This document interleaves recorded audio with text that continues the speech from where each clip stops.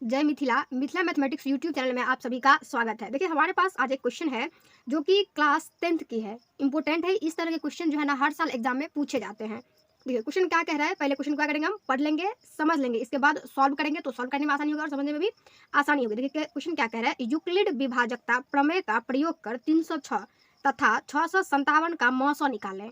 ठीक है, क्या निकालने के लिए कह रहा है, मौसो निकालने के लिए कह रहा है।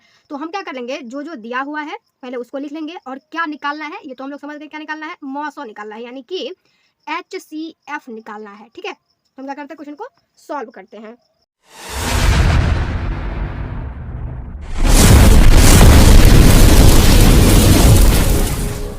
देखिए तो जो जो गिवन है पहले उसको हम क्या कर लेंगे, लिख लेंगे। पहले क्या करते हैं, लिखेंगे हम सॉल्यूशन। ठीक है, किसका प्रयोग बोल रहे हैं, यूक्लिड विभाजकता प्रमेय का प्रयोग कर, तो उसका हमको प्रयोग करना है और इसके बाद हमको क्या निकालना है, मौसो निकालना है। ठीक है, तो हम लिख लेंगे, जो दिया हुआ है उसको हम क्या कर लेते हैं, पहले लिख लेते हैं। ठीक है, तो हम लिखेंगे भाज्य बराबर क्या दिया हुआ है, देख लीजिए क्या दिया हुआ है, 657 दी हुई है। ओके, और भाजक हमारे पास कितना दिया हुआ है, 306 दी हुई है। ठीक है, और हमको क्या निकालना है, मौसो निकालना है यूक्लिड विभाजकता प्रमेय से। ठीक है, तो हम क्या लिखेंगे कि यूक्लिड विभाजन एल्गोरिथम से, यही है ना, एल्गोरिथम से। ओके, लिख लिए। अब देखिए हमको क्या करना है, किसका निकालना है, 306 और भाग हम कितना लिखेंगे, 657, यानी कि 657 को किससे भाग देंगे, 306 से भाग देंगे। ठीक है, तो देखिए क्या लिखेंगे, 306 दूना कितना होता है, 612 होती है ना।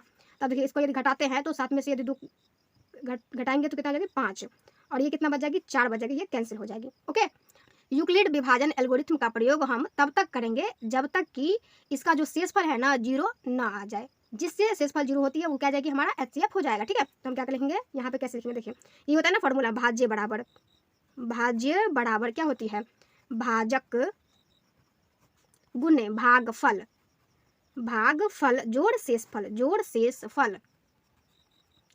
यही होती है ना।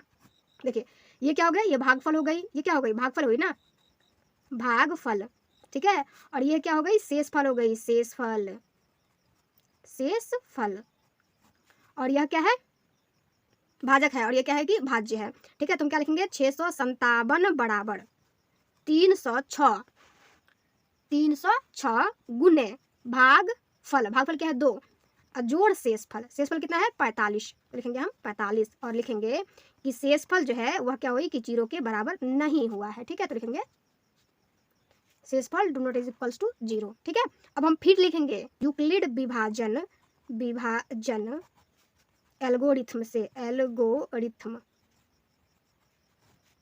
ठीक है, लिख लिया।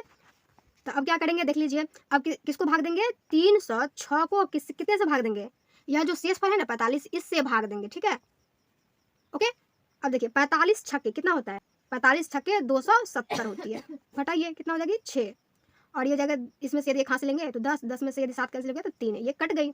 अभी भी जो है शेषफल क्या हुई, 0 नहीं हुई है। ठीक है, 0 के बराबर नहीं हुआ है ना शेषफल, तो हम लिखेंगे इसी तरह से, भाज्य बराबर भाजक गुने भागफल जोड़ शेषफल। देखिए तो क्या लिखेंगे, 306 बराबर 45 गुने 6 और जोड़ 36 लिखेंगे ना।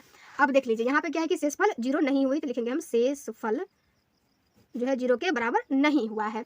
फिर हम लिखेंगे यूक्लिड विभाजन एल्गोरिथम से 36 से जो है ना 45 को भाग देंगे। ठीक है, तो लिखेंगे 36 अब भागा 45 हो गया, तो 36 से कम 36, देखिए कितनी बच जाती है। इससे क्या कर लेंगे कि एक हाथ से लेंगे इसको, तो ये क्या हो जाएगी, 15 हो जाएगी, 15 में से 6 करेंगे तो 9 हो गई, ये कट गई। ठीक है, अब हमारे पास जो है वो शेषफल कितना बच गई है, 9 बच गई है, कितनी बच गई, 9। ठीक है, तो हम फिर लिखेंगे इसी तरह से, भाज्य बराबर भाजक गुने भागफल जोड़ शेषफल, क्योंकि अभी भी 0 के बराबर नहीं हुई है, तो लिखेंगे ना, तो लिखेंगे 45 बराबर 36 गुने 1 जोड़ 9, शेषफल जो है वो 0 नहीं हुई है, तो शेषफल जो है 0 के बराबर नहीं हुआ है, लिखेंगे। अब देखिए क्या करेंगे, अब जो है ना 36 को जो है वो 9 से भाग देंगे। ठीक है, तो 9 चौका 36, देखिए कट गई, 0 आ गया, 0 के बराबर हो गया ना, तो हम लिखेंगे, यहाँ फिर से लिख लेंगे यूक्लिड विभाजन एल्गोरिथम से यूक्लिड विभाजन एल्गोरिथम से, ठीक है। इसके बाद भाग देंगे तो ये कट गई। अब जो है ये क्या आ गई, 0 के बराबर आ गई ना, तो लिखेंगे कि 36 बराबर 9 गुने 4 जोड़ 0, 9 चौका 36 हो गया, यानी ये क्या हुई, 0 हो गई ना, क्या हुआ, 0 के बराबर हो गई। तो शेषफल जो है वो क्या हो गई, 0 के बराबर हो गई।